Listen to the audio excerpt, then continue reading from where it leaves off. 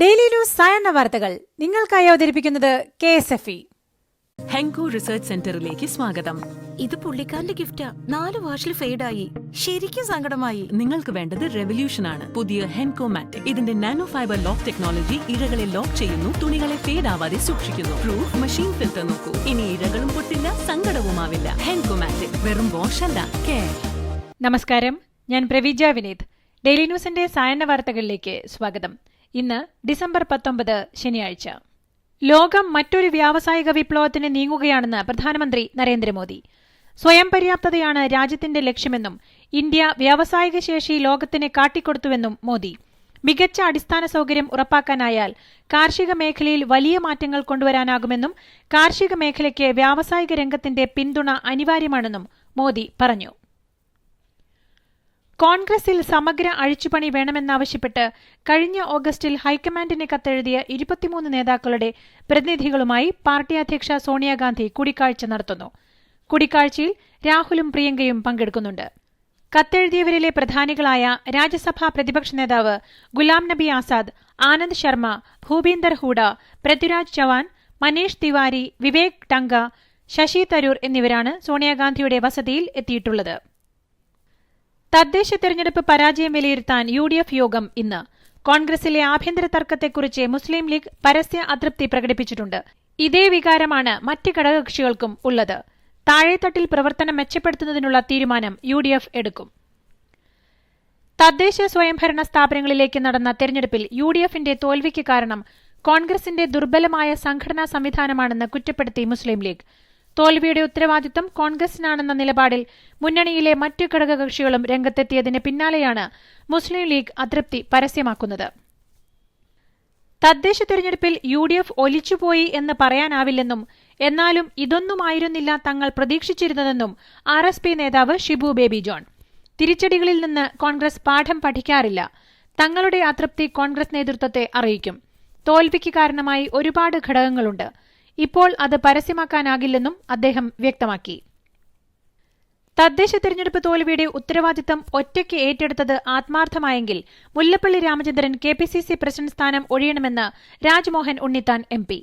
KPCC president Mullappally രാമചന്ദ്രനും UDF convener MM ഹസനും എതിരെ വലിയ പടപ്പുറപ്പാടാണ് ഇതിനകം കോൺഗ്രസിൽ ഉണ്ടായിട്ടുള്ളത്. തദ്ദേശ തെരഞ്ഞെടുപ്പിൽ പാർട്ടി കണക്കുകൂട്ടിയ വിജയം ലഭിച്ചുവെന്ന് BJP സംസ്ഥാന അധ്യക്ഷൻ K സുരേന്ദ്രൻ. പാർട്ടിയിൽ അസംതൃപ്തർ ആരുമില്ല. തനിക്കെതിരെ ആരും ദേശീയ നേതൃത്വത്തിന് കത്തയച്ചിട്ടില്ല. കത്തയച്ചിട്ടുണ്ടെങ്കിൽ അത് പുറത്തുവിടണമെന്നും K സുരേന്ദ്രൻ. ശോഭാ സുരേന്ദ്രനെ അതൃപ്തിയുണ്ടെന്നത് മാധ്യമ പ്രചാരണമാണെന്നും K സുരേന്ദ്രൻ. വിജയാഹ്ലാദ പ്രകടനത്തിനിടെ പാലക്കാട്ടെ നഗരസഭാ കെട്ടിടത്തിനു മുകളിൽ ജയ് ശ്രീറാം ബാനർ ഉയർത്തിയതിൽ BJPക്കുള്ളിലും അതൃപ്തി. ശ്രീരാമന്റെ ചിത്രം വെക്കേണ്ടത് ചന്തയിലോ ഭരണഘടനാ സ്ഥാപനങ്ങളിലോ അല്ലെന്ന് B രാധാകൃഷ്ണ മേനോൻ. സംസ്ഥാനത്ത് പ്രതീക്ഷിച്ച വിജയം നേടാനാകാത്തതിനെക്കുറിച്ച് നേതൃത്വം ആത്മപരിശോധന നടത്തണമെന്നും അദ്ദേഹം പറഞ്ഞു. തദ്ദേശ സ്വയംഭരണ തെരഞ്ഞെടുപ്പിൽ തോറ്റ സ്ഥാനാർത്ഥികൾക്ക് ചുമതലകൾ നൽകി CPM. വരാൻ പോകുന്ന തെരഞ്ഞെടുപ്പിൽ വിജയിക്കാൻ വേണ്ട പണിയെടുക്കാനാണ് നിർദ്ദേശം.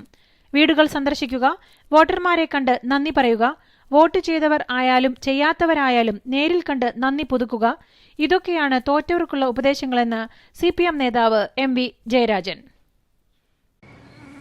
ഈ രാക്ഷസ കൊതുകുകൾ ഇതെപ്പോൾ എത്ര വരുമെന്ന് ആർക്കറിയാം. അതിനാൽ അവതരിപ്പിക്കുന്നു മാക്സോജീനിയസ് ഓട്ടോമാറ്റിക് മെഷീൻ. ഇത് കൊതുകുകൾ സാധാരണ വരാറുള്ള സമയമനുസരിച്ച് അറ്റാക്ക് അല്ലെങ്കിൽ പ്രൊട്ടക്ട് മോഡിൽ ഓട്ടോമാറ്റിക്കലി ഷിഫ്റ്റ് ആയിക്കൊണ്ടിരിക്കുന്നു. അതായത് ലിക്വിഡ് വേസ്റ്റ് ആകുന്നില്ല. ഇനി ഇടയ്ക്കിടയ്ക്ക് എഴുന്നേറ്റ് നോ മോഡ് ചേഞ്ച്. ഇന്ത്യ വിശ്രമിച്ചോളൂ. Maxo Genius automatic intelligent protection. സംസ്ഥാനത്ത് ഇപ്പോൾ കോവിഡിന്റെ പുതിയ ഘട്ടമെന്ന് ആരോഗ്യമന്ത്രി KK ശൈലജ. വരുന്ന 2 ആഴ്ച നിർണായകമാണെന്ന് മന്ത്രി പറഞ്ഞു. തെരഞ്ഞെടുപ്പ് കഴിഞ്ഞതോടെ കടുത്ത ആശങ്കയിലാണ് സംസ്ഥാനം. ലക്ഷണമുള്ളവർ ഉറപ്പായും പരിശോധിക്കണമെന്നും കൂട്ടായ്മകൾ ഒഴിവാക്കണമെന്നും ആരോഗ്യമന്ത്രി നിർദ്ദേശിച്ചു. ജനുവരി 1 മുതൽ സംസ്ഥാനത്ത് മുഴുവൻ KSRTC ബസ്സുകളും സർവീസ് നടത്തുമെന്ന് ഗതാഗത മന്ത്രി AK ശശീന്ദ്രൻ. കട്ടപ്പുറത്തുള്ള മുഴുവൻ ബസ്സുകളും നിരത്തിലിറക്കാനുള്ള നടപടി സ്വീകരിച്ചിട്ടുണ്ടെന്നും ഗതാഗത മന്ത്രി. മാനനഷ്ട കേസിൽ ദേശീയ സുരക്ഷാ ഉപദേഷ്ടാവ് അജിത് ഡോവലിന്റെ മകൻ വിവേക് ഡോവലിനോട് കോൺഗ്രസ് നേതാവ് ജയറാം രമേശ് മാപ്പ് പറഞ്ഞു. മാപ്പ് വിവേക് ഡോവൽ അംഗീകരിച്ചതിനാൽ ജയറാം രമേശിനെതിരായ മാനനഷ്ട കേസിലെ നടപടി ഡൽഹിയിലെ റോസ് അവന്യൂ കോടതി അവസാനിപ്പിച്ചു.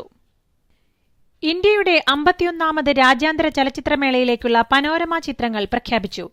23 ഫീച്ചർ സിനിമകളും 20 നോൺ ഫീച്ചർ സിനിമകളും അടങ്ങുന്നതാണ് ഇത്തവണത്തെ പനോരമ.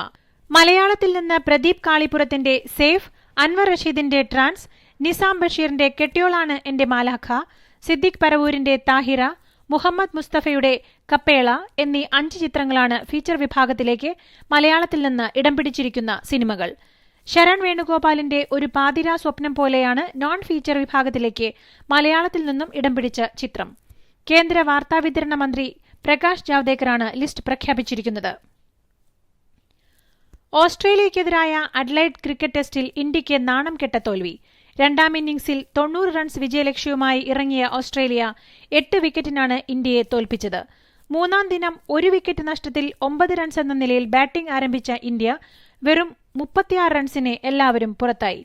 വെറും 5 ഓവറിൽ 8 റൺസ് മാത്രം വഴങ്ങി 5 വിക്കറ്റ് വീഴ്ത്തിയ ജോഷ് ഹെയ്സൽവുഡും 4 വിക്കറ്റ് പിഴുത പാറ്റ് കമിൻസും ചേർന്നാണ് ഇന്ത്യയെ തകർത്തുവിട്ടത്. ടെസ്റ്റ് ക്രിക്കറ്റ് ചരിത്രത്തിൽ ഒരു ഇന്നിംഗ്സിൽ ഇന്ത്യയുടെ ഏറ്റവും കുറഞ്ഞ സ്കോറാണ് ഓസ്ട്രേലിയയ്ക്കെതിരെ അഡ്ലൈഡിൽ പിറന്നത്. 1974-ൽ ലോർഡ്സിൽ ഇംഗ്ലണ്ടിനെതിരെ നേടിയ 42 റൺസായിരുന്നു ഇതിനു മുമ്പത്തെ കുറഞ്ഞ സ്കോർ.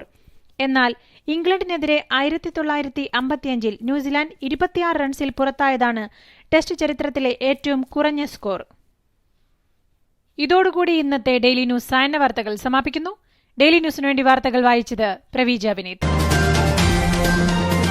The Daily News.in വാർത്തകൾ വിരൽ തുമ്പിൽ.